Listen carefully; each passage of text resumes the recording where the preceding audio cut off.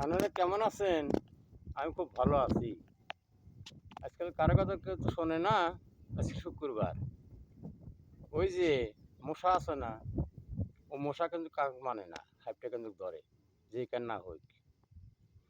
ওইরকম আজরাইল যখন আসবো এই গলা চিপে ধরবো, কাহক মানবো না।